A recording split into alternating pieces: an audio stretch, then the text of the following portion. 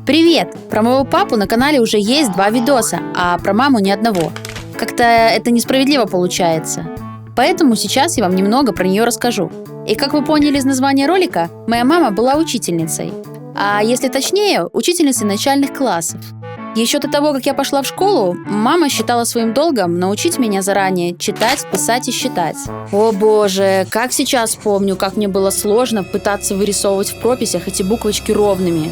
Прошу, добейте меня! Читать я вообще сначала дико не любила, потому что моя мама тупо насильно заставляла учить меня алфавит, когда мне было 3 года. Как ни странно, эти мучения дали свои плоды, и в итоге я уже знала достаточно много разных вещей для своего очень юного возраста. А благодаря стараниям мамы я уже в 5 лет освоила программу 1 класса, и меня отправили в школу. Но ни в одну из школ меня брать не хотели, потому что по закону в школу можно было пойти только 6 лет. И по чистому совпадению, единственная школа, которая согласилась меня принять, была та, где работала моя мама. Сейчас вы подумаете: «О, как же тебе повезло! Оценки хорошие, наверное, ставили. Всегда просто так за красивые глазки. Можно было вообще болт забить и не учиться». Ага, как бы не так. Как раз таки из-за того, что моя мама работала в школе, где я училась, то мне ни в коем случае нельзя было ее позорить. Плохо себя вести, получать замечания в дневник, а уж тем более получать фиговые оценки. Поэтому в начальной школе я так старалась учиться на отлично, что из кожи вон лезла. Например, когда нам учительница задавала вопрос, то я так сильно хотела ответить и так тянула руку, что чуть из трусов не выпрыгивала. Конечно, из-за моего рвения некоторые одноклассники меня считали зубрилкой и выскочкой. Да и вообще говорили, что мне рисуют хорошие оценки, потому что у меня мама работает в школе. А я, между прочим, сама старалась. Капец было несправедливо.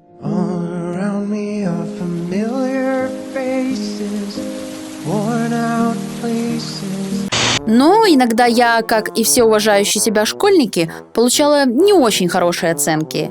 Это сейчас есть родительские чаты и электронные дневники, поэтому, я думаю, скрыть 2 очень даже непросто. А у меня в древности дневник был один, бумажный. И если обычно мои одноклассники еще могли как-то скрыть плохую оценку в дневнике, то в моем случае это было бесполезно. Потому что моя мама могла в любой момент прийти в школьную учительскую и посмотреть мои оценки в журнале. И уже вечером меня ждал бы веселенький разговор. Нет, пожалуйста. А ну, сымай штаны за 40 гривен и готов сраку! На самом деле, нельзя сказать, что у моего положения не было никаких плюсов. Если маму угощали ее ученики апельсином или конфетой, то все эти вкусняшки приносились домой, где я их радостно сжирала. А самое крутое, что когда после уроков я приходила к маме в кабинет, я могла залезть в ящик ее учительского стола и достать оттуда невероятное сокровище.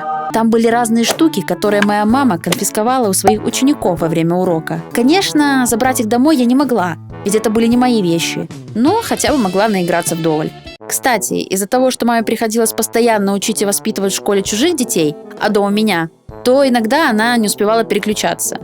У нее вообще как будто биполярка была. Например, если мне внезапно нужно было что-то спросить у мамы, когда я была в школе, кстати, напомню, времена древние и мобильников еще нет, то сначала нужно было ее найти, а потом уже как-то попытаться привлечь внимание. Мама! Мама! Мам! Мама!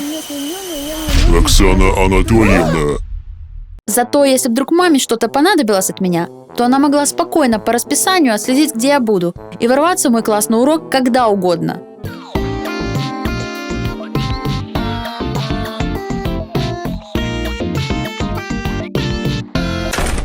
Алина, можно тебя на минуточку? Вообще, маме приходилось работать не только, когда она была в школе, но и дома. Ей нужно было вечерами заполнять классные журналы и проверять домашки своих учеников.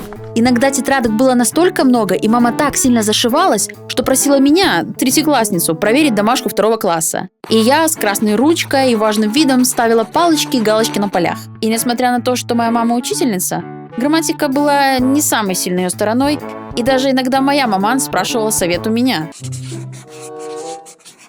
Алина, а как пишется слово пещера? Пещера или пещера? Пещера. А почему не пещера? Ведь в пещерах живут летучие мыши, они пищат.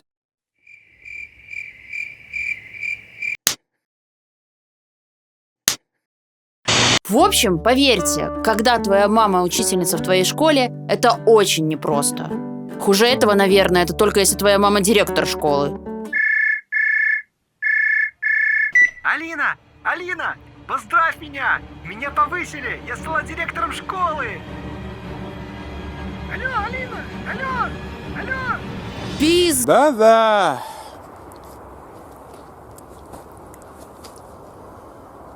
Да,